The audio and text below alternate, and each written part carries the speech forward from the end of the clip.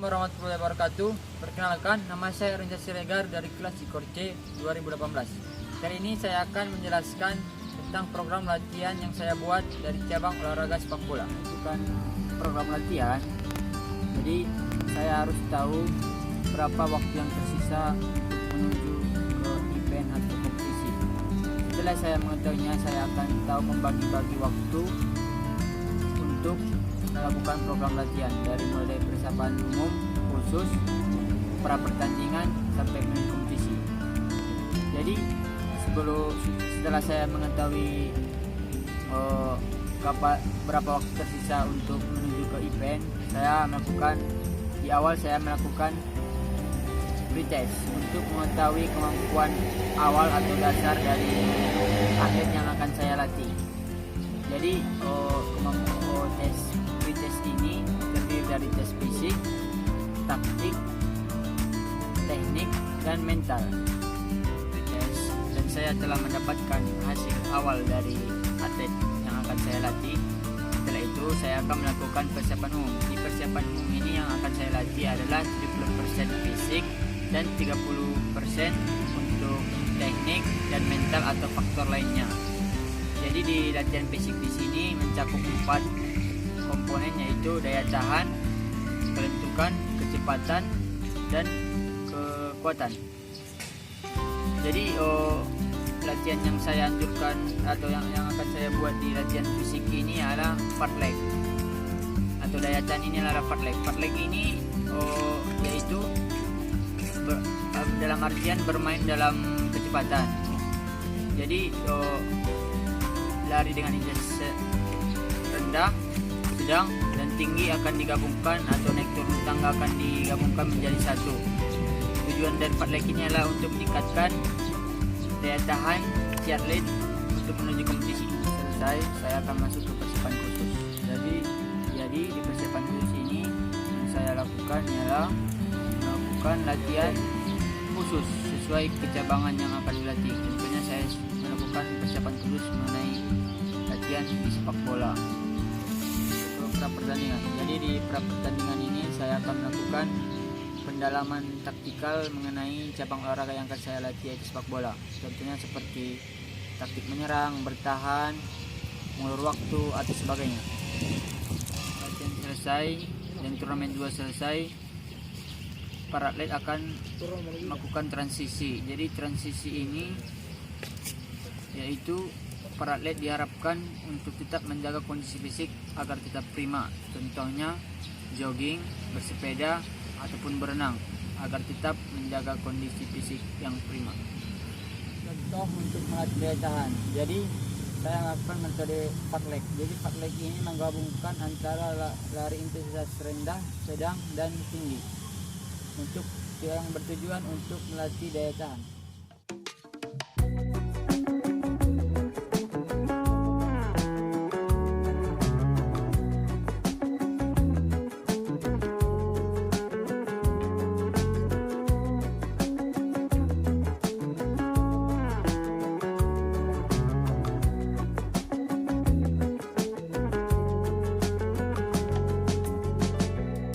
Ini dongeng seorang teman.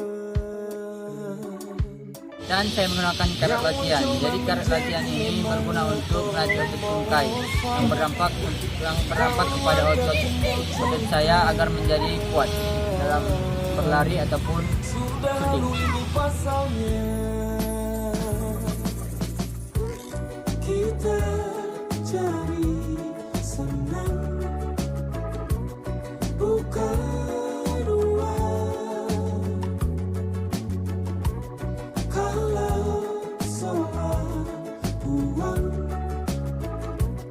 memang benar ku salah orang.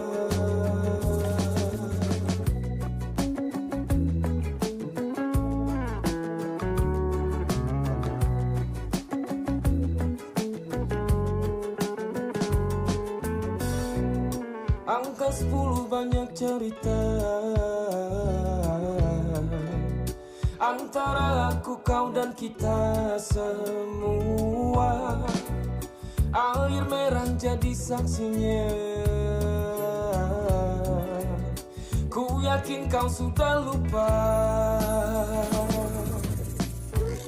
Kita jadi senang, bukan uang. Kalau soal uang, memang benar ku salah orang.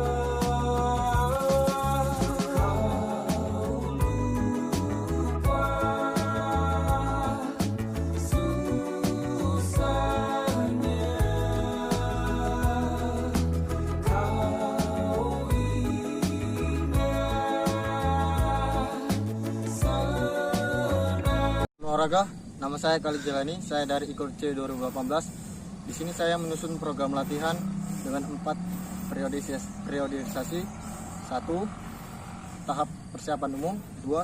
Tahap persiapan khusus. 3. Pra pertandingan. Dan 4. Masa transisi. Di sini 1. Masa persiapan umum ada kelentukan, kekuatan, dan daya tahan. Dalam persiapan khusus ada kelincahan, kecepatan, dan daya ledak. Dalam berat pertandingan saya membicarakan tentang taktikal. Dan yang keempat, transisi, memuat olahraga ringan seperti jogging.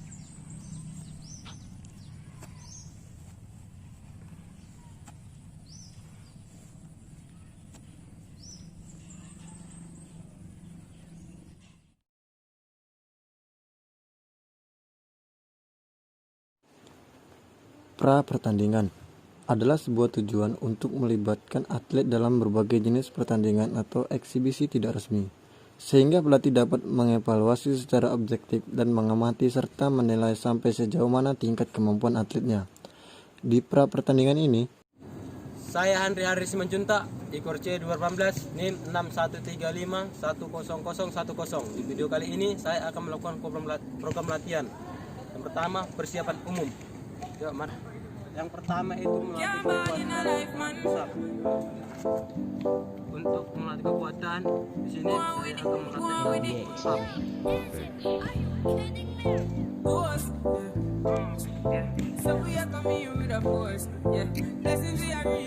Tiga. Yang kedua saya akan melatih daya tahan dengan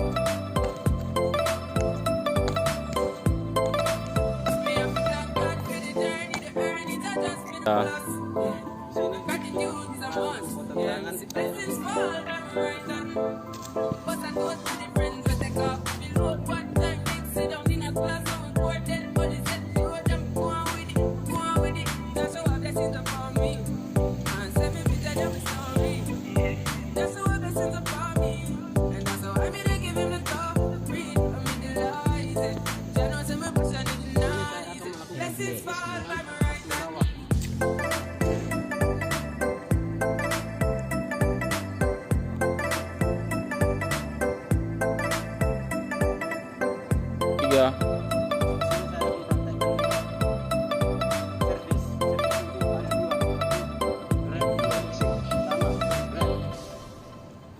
Tangannya agak dilengkupkan. Kedua, looting. Nobody sees, nobody knows. We are a secret, can't be exposed. That's how it is, that's how it goes. Far from the others, close to each other. In the daylight, when the sun is shining. In the late night, when the moon is blinding. In plain sight, like stars at night.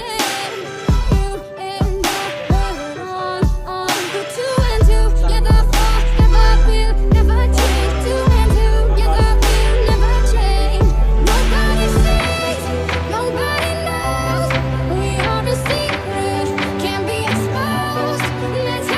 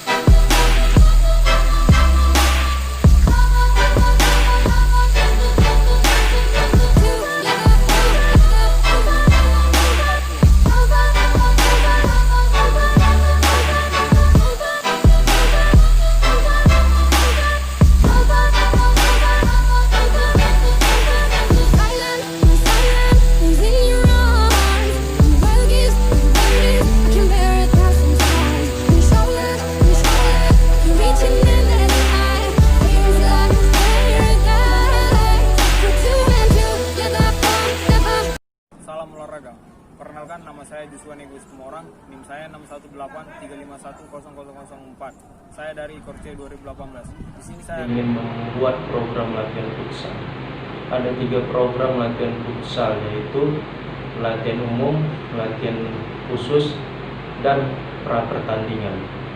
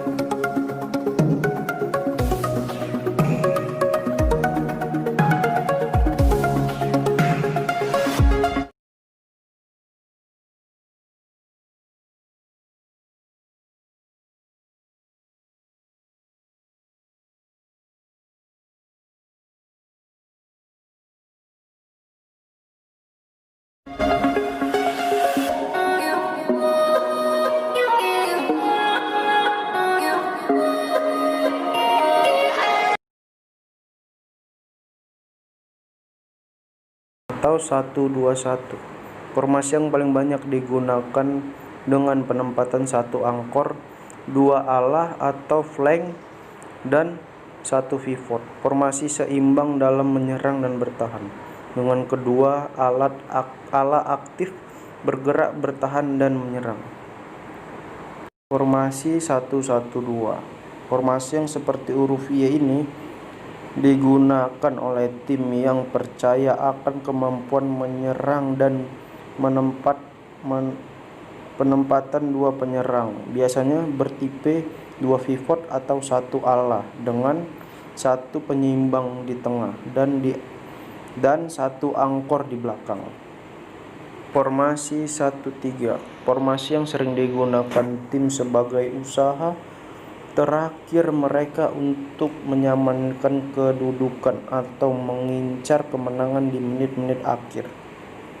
Menempatkan 1 angkor dan 3 penyerang. Di depan bisa 2 ala dan 1 pivot dengan posisi sejajar.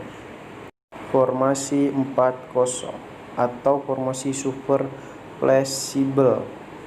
Meski terlihat seperti formasi total bertahan dengan menempatkan 4 pemain di belakang, tapi pada dasarnya formasi ini mengedepankan pergerakan pemain yang sebenarnya tidak terpaku pada formasi.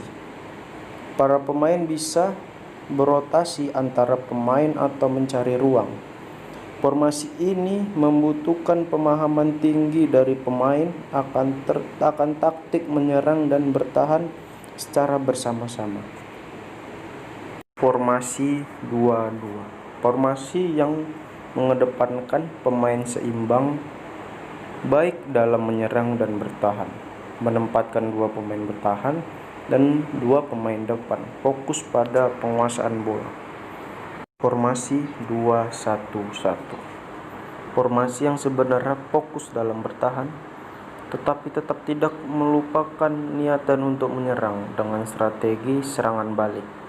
Menempatkan 2 pemain angkor bertipe bertahan dan 1 pemain di tengah sebagai penyeimbang, dan 1 penyerang di depan, biasa bertipe pivot atau ala. Formasi 3-1. Formasi yang jelas sekali mengutamakan dalam bertahan dan menempatkan 3 pemain bertipe angkor dengan kemampuan bertahan cukup baik atau 2 tipe ala yang fokus bertahan dengan posisi sejajar angkor, serta menyisakan 1 pivot di depan yang akan menendang ke belakang. Saat menarik kaki ke belakang, itu adalah saat dimana kita akan menentukan seberapa kuat bola yang kita tendang.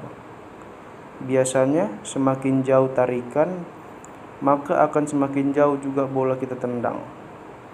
3. Sentuh bola dengan menggunakan kaki bagian dalam. Yang keempat, flow through atau gerakan lanjutan adalah gerakan akhir setelah melakukan sentuhan dengan bola. Gerakan ini berfungsi untuk tidak membuat gerakan menjadi kaku dan enak dilihat. Hampir semua olahraga memiliki gerakan flow through. Dan cara mengontrol bola yang benar. Elemen pertama dari kontrol bola adalah untuk menempatkan permukaan anggota ke garis lanjut bola. Berat badan harus terdistribusi dengan baik sehingga kemungkinan untuk bergerak maju, mundur atau ke samping. Jaga kepala mantap dan lihat bola secara cermat untuk menilai arah dan kecepatan laju bola. Sulit untuk menjaga mata seseorang secara permanen ke arah bola, dan pemain yang lebih baik dapat mengambil sekilas untuk mengetahui apa yang terjadi di sekitar mereka sebelum kontak dibuat. Langkah kedua adalah membuat penilaian awal dalam memiliki teknik yang tepat dan permukaan tubuh untuk mengontrol.